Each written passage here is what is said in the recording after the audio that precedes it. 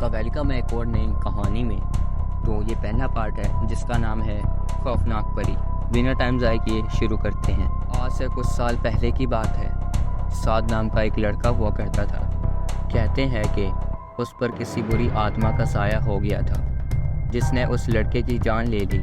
آخر سعد پر وہ اثرات آئے کیسے، اور ایسا کیا ہوا کہ سعد کی جان چلی گئی؟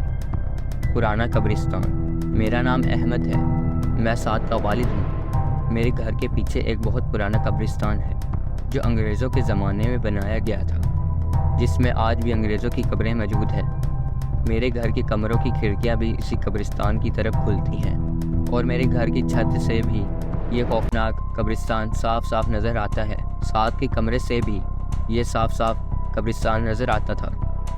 بے چین پرندے۔ رات تقریباً 2:30 بجے سعد ہمیشہ کی طرح پڑھائی کر رہا تھا۔ سعد نے کھڑکی سے باہر جھانک کر دیکھا تو دور دور تک کسی کا نام و نشان نہیں تھا۔ قبرستان میں ایک عجیب سی خاموشی ہے۔ پرندے بے چینی سے ادھر ادھر بھاگ رہے ہیں۔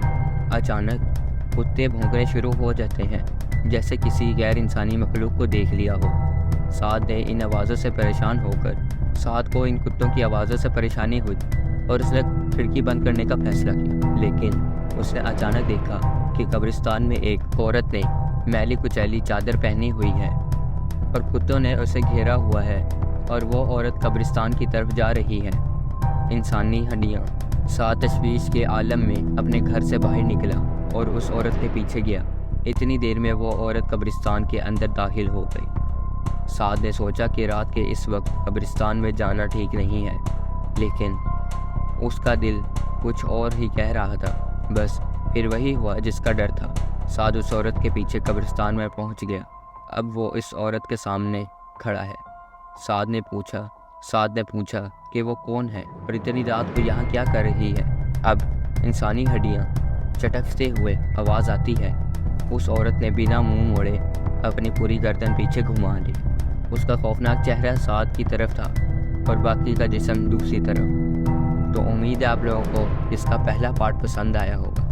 اگر آپ دوسرا پارٹ دیکھنا چاہتے ہیں وہ اس کا لنک ڈسکرپشن میں بھی ہے اور کمنٹ میں بھی لنک پن ہے۔